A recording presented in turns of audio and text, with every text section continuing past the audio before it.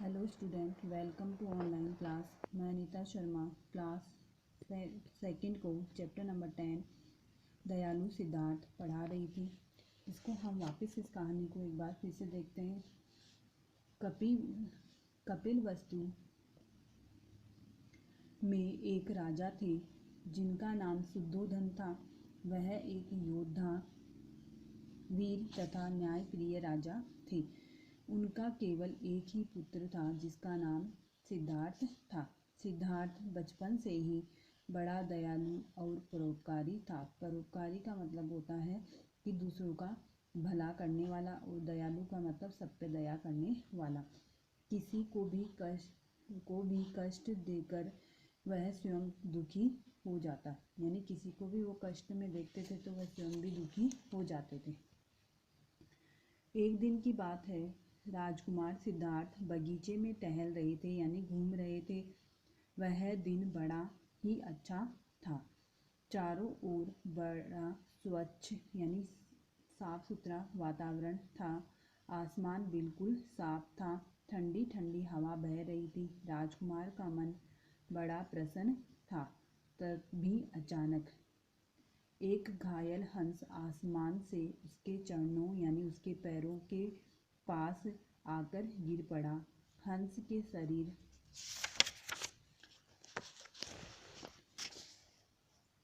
पर में बाण लगा था। बाण यानी तीर लगा हुआ था, जिससे वह बुरी तरह घायल हो गया था। उसके शरीर से खून भी टपक रहा था, यानी बह रहा था। चोट की पीड़ा के कारण बेचारा हंस झटपटा रहा था। पीड़ा यानी दर्द के कारण। हंस की झटपटाहट को देखकर राजकुमार सिद्धार्थ के मन में दया आ गई। उन्होंने उस हंस को तत्काल यानी उसी समय उठाकर अपनी गोद में ले लिया। धीरे से उन्होंने हंस के शरीर से बाण निकाला, यानी उसके शरीर में जो बाण लगा हुआ था उसको निकाल दिया। फिर घाव को साफ किया और उस पर पट्टी बांध दी, यानी उसके तीर को निकालकर उसके घाव पर पट्टी बांध दी। राजकुमार उस हंस को धीरे धीरे सहलाने लगा। थोड़ी देर के बाद हंस की पीड़ा कुछ कम हो गई।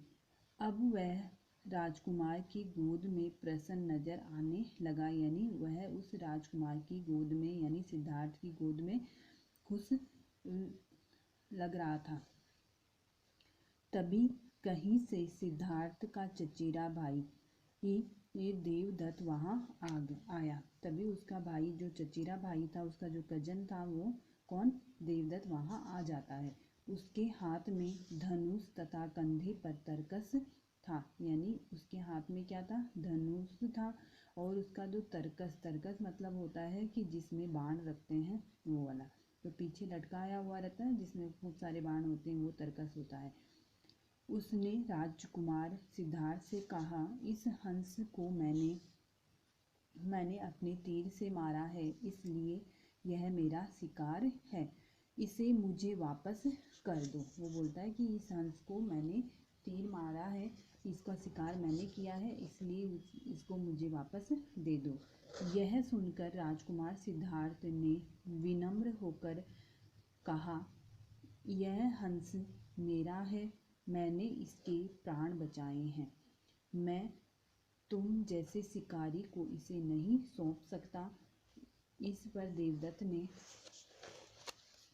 कहा, राजकुमार, तुम दूसरे की वस्तु पर अपना अधिकार जमा रहे हो, यानी तुम क्या कर रहे हो, ये वस्तु मेरी है और उस पर अपना अधिकार जमा रहे हो। ऐसा कार्य तुम्हें शोभा नहीं देता, यानी तुम्हें अच्छा नहीं लगता। तुम्हें राजकुमार होकर तुम दूसरों की वस्तु पर अधिकार करे, यह तुम्हारे लिए अच्छा नहीं है। यह हंस तुम मुझे दे दो, नहीं तो मुझे यह बात तुम्हारे पिताजी से कहनी पड़ेगी। इस बात पर दोनों में तू मैं बढ़ने लगी, यानी उन दोनों में झगड़ा होने लगा। तू मैं का मतलब होता है झगड़ा होने लगा। न तो देवदत्त शिकार छोड़ने को तैयार था, ना तो देवदत्त बोल रहा था कि मैं इसको छोड़ सकता हूँ क्योंकि ये मेरा शिकार है, और न कि राजकुमार उसे हंस लौटाना चाहते थे, यानी उसको देना चाहते थे। झगड़ा बढ़ने पर दोनों राजा शुद्धोधन के पास पहुँचे और उन दोनों का झगड़ा बढ़ जाता है और वे दोनों किसके पास जाते हैं, राजा शुद्धोधन के पास जाते हैं, यानी सिद्धार्थ के पिता के पास जाते हैं। सर्वप्रथम देवदत्त ने कहा, सबसे पहले देवदत्त कहता है, महाराज इस हंस का शिकार मैंने किया है, मेरे ही बाण से यह घायल हुआ है, इसलिए यह इस पर मेरा अधिकार है, यानी अब ये मेरा हो गया है। आप राजकुमार से कहें कि यह हंस मुझे सौंप दे, यानी मुझे दे दे। सौंप दे का मतलब देना, दे देना। यह सुनकर राजकुमार सिद्धार्थ ने कहा, पिताजी यह हंस घायल होकर मेरे चरणों में आकर गिरा, यानी मेरे पैरों में आकर गिर गया था, मैं इसे देवदत्त को कैसे लौटा सकता हूँ। इसी के बाणों से तो यह हंस घायल हुआ है, यानी इसके घाव हुए हैं, मैंने तो इसकी जान बचाई है। राजा ने दोनों के विचारों को ध्यान से सुना। उन्होंने अपना फैसला सुनाते हुए कहा, मारने वाले से बचाने वाला बड़ा होता है, यानी जो मारता है उससे बड़ा कौन होता है, जो बचाता है किसी को। इसलिए यह हंस सिद्धार्थ को मिलना चाहिए। तब क्या होना चाहिए, ये हंस किसको मिलेगा, सिद्धार्थ को मिलेगा।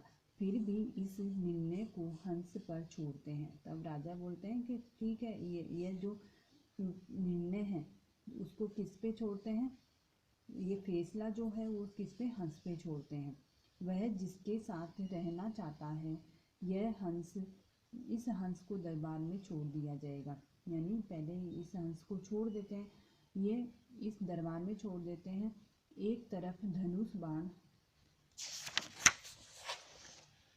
लिए देवदत्त खड़ा था और दूसरी तरफ राजकुमार सिद्धार्थ। तो क्या हुआ, एक तरफ तो देवदत्त खड़ा हो गया और दूसरी तरफ सिद्धार्थ खड़ा हो गया। हंस धीरे धीरे चलकर राजकुमार सिद्धार्थ के पास चला गया। वो हंस क्या करता है, उस राजकुमार हंस के पास चला जाता है।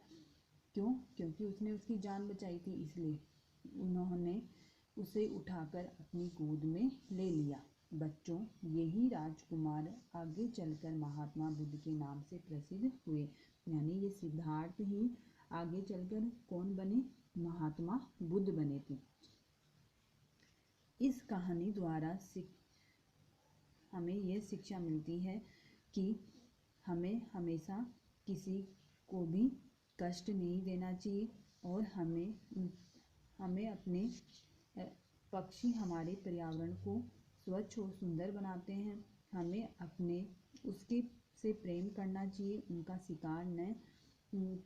शिकार करना न केवल पाप है बल्कि मानव समाज के लिए हानिकारक भी है। राजकुमार सिद्धार्थ से जुड़े इन प्रसंगों की हानिकारक क्यों है, क्योंकि ये जो पक्षी होते हैं हमारे फसलों में जो कीड़े मकोड़े होते हैं उनको खाकर हमारी क्या करते हैं, मदद करते हैं। तो हमें इस कहानी से यही शिक्षा मिलती है कि जो मारने वाले से हमेशा बचाने वाला बड़ा होता है, हमें हमेशा किसी का भी शिकार नहीं करना चाहिए। तो आज का आपका होमवर्क है कि आपको इस चैप्टर को रीड करना है और इस कहानी को पढ़कर अपने पेरेंट्स को सुनाना है। Thank you.